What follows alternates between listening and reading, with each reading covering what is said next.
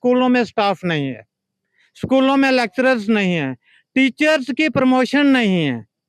मतलब आज अगर किसका लिस्ट, किसी आदमी का 4 साल पहले लिस्ट में नाम आया था लेक्चरर्स के लिए, मास्टर ग्रेड के लिए, तो 4 साल उसको कागजी कार्रवाई में हो गए, वो रिटायर भी हो गए लोग। और आज के वक्त देखिए, मुझे ये जवाब दें कि इस वक्त कितने हाई स्कूल कितने सालों से विदाउट हेड मास्टर्स हैं, कितने स्कूल जो हैं जिसमें लेक्चरर्स नहीं है, हमारे हाई सेकेंडरी स्कूल हैं।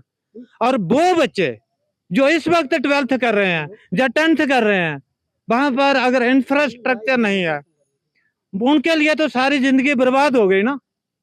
फिर कहते हैं कि बच्चे सड़कों पर आ रहे हैं। मतलब ये हालत हमारी, ये किसकी लायक है? लीडरशिप का लायक नहीं है कि अगर हम हैं, हमारे होते हुए बच्चों को अपना हक मांगना पड़े।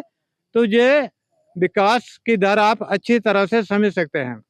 पिछले दिनों मेरे हाई स्कूल में नई बिल्डिंग बनी, डबल स्टोरी बिल्डिंग बनी, लगभग, अब उसका मुझे पक्का पता नहीं है, लेकिन 70-80 लाख रुपया खर्च हुआ। और अभी 2 बारिशें हुई, पूरा पानी बीच में चला गया। ये चीजें किसने, अकाउंटेबिलिटी किसने फिक्स करनी है? ये हमारे लीडर्स जो लोग हैं उनका फर्ज नहीं बनता है? देखिए हमारा हिंदुस्तान, हमारा रामनगर क्यों कमजोर हो रहा है? जहां पर एक बड़ी गलत किस्म की आइडियोलॉजी है। आप फॉरेन में चले जाएं, लंदन में चले जाएं, अगर एक प्रेसिडेंट ने जो काम किया होता है, जहां तक उसने काम किया होता है, दूसरा जब आता है वो उससे आगे चलता है। जहां पर क्या होता है कि जो काम हर्षदेव जी ने किए थे, महाराज इन कामों को अभी नहीं करना है। यूनिवर्सिटी उन्होंने बनाई थी, अब इस पे सफेदी भी नहीं करवानी है। उस वक्त 6 सब्जेक्ट थे कॉलेज में, अब 2 सब्जेक्ट रह गए। तो हमारी प्रमोशन हुई कॉलेज की कि डिमोशन हुई यूनिवर्सिटी में? जहां पर जितने पार्क बनाए थे, हमारा पटियाड़ी बोली में पार्क बना था, उसमें फुहारे भी लगे थे। अभी पिछले दिनों भी हमारी सेवा संकल्प समिति ने उस पर एक बातचीत की थी। तो उसके बाद अब वो डिपार्टमेंट वाले के वो कहते हैं जो फुहारा वाला इसको बंद ही कर देते हैं। तो मेरे कहने का मतलब है, कोई भी एमएलए है जब वो काम करते हैं, वो जनता के, अगर उनको कोई सीडीएफ मिलता है तो वो उनका कोई पर्सनल अमाउंट थोड़ी है कि उन्होंने अपने घर से लाया है। वो एमएलए हैं, उनको सीडीएफ मिला, उसका ठीक तरह से यूटिलाइजेशन हो। तो इस तरह से ये लोग जो पिछले, कोई एडमिनिस्ट्रेशन में कोई काम होता है, पिछले जनवरी महीने में एमएलए साहब का दरबार लगा, मैं दरबार में अपने वार्ड नंबर 10 के गली को लेकर गया, एप्लीकेशन लेकर गया, सभी मोहल्ले वालों के साइन कराए, आधा घंटा वहां पर खड़ा रहा, किसी ने नहीं मतलब बोले। इसके बाद राजेंद्र जी हैं के कार्यकर्ता हैं, उन्होंने कहा जी आप एप्लीकेशन मुझे दो, मैं करवा के देता हूँ। जब खत्म हो गया उनका इजलास, मैंने कहा एप्लीकेशन, कहते जी वो एप्लीकेशन जम्मू चले गई। फिर मैंने कहा जी आप ये कब आएगी? कहते जी 18 तारीख को आएगी, कोई दवाइयों की दुकान है वहां पर आएगी। तो मतलब जब आदमी एमएलए बनता है, वो कॉन्स्टिट्यूशन के हल्फ लेता है, भगवत गीता को मध्य नहीं रखते हुए, हाजिर नहीं रखते हुए कि अब मैं एमएलए बन गया, अब मैं सबके साथ एक जैसा सलूक करूंगा। और उसके बाद ये भेदभाव क्यों?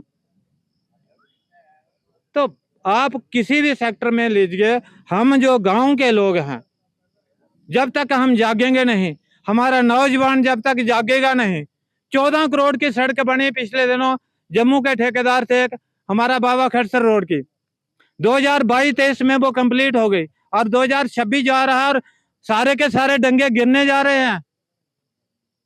वो 14 करोड़ रुपया चला गया, खत्म हो गया। और आज जब ऑटो वाले बेचारे, परसों चौथ मुझे ऑटो वालों ने फोन किया, श्याम जी थे, पुछी जी थे और राकेश जी थे, कि मतलब जब आधी रात को लोगों को मुसीबत बनती है, कोई बीमार हो जाता है, जब उनको कितना कष्ट होता होगा, जब वो सड़क में से ऑटो नहीं निकल सकता, छोटी गाड़ी नहीं निकल सकती, तो वो दुख दर्द, या लोन लेकर जिन्होंने ऑटो लगाए हैं और 6 महीने के बाद वो ऑटो खत्म हो जाते हैं कि रोडों की इतनी हालत है। तो मैं ये कहना चाहता हूँ कि रामनगर के जो इसका रोड का मसला था, बिल्कुल बड़ी बुरी हालत है।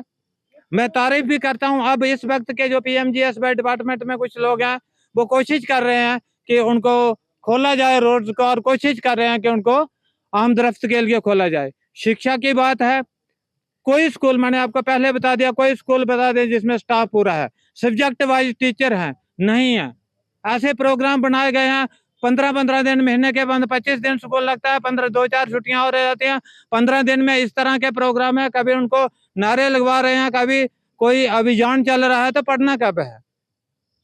तो बहुत मुश्किल है। ऐसा रामनगर हाई सेकेंडरी का ला लो, इन लोगों को पूछो जो जहाँ पर लगे हुए हैं अभी, कुछ लोग ऐसे हैं उनके बच्चे जहाँ नहीं पढ़ते हैं।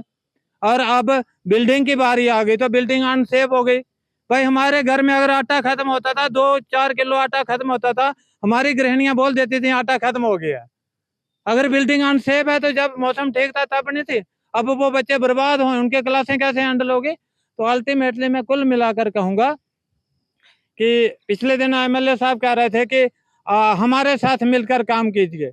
हमें बताएं कोई भी बात है, हम 2.5 साल हमने देखते हो गए, पर्टिकुलरली टारगेट किया जाता है। तहसीलदार साहब जी के ऑर्डर के मुताबिक एक काम था वहां पर, उन्होंने तहसीलदार साहब ने कहा कि ये रकबा किसी का पर्सनल नहीं है। उसके बाद भी उन्होंने कहा जी काम रोक दो, जहां पर काम नहीं करना है, ये हमारी पार्टी के आदमी नहीं है। ये क्या है? तो ये कोई पार्टी का विकास का हम नहीं कहते, हम कदर करते हैं। जो लोगों का मैंडेट है उसकी हम रिस्पेक्ट करते हैं, लेकिन हम ये नहीं, हम ऐसे रामनगर के पढ़े लिखे लोग हैं, नौजवान लोग हैं। हर्षदेव जी ने एक एक गांव से 20-20, 25-25 लोगों को रोजगार दिया था अपने समय में। 25-25 लोगों को टीचर लगाया, आरईटी टीचर लगाया और उनको पक्का भी करवाया। पुलिस में लगे, वेटनरी में लगे, शीप हस्बेंड्री में लगे।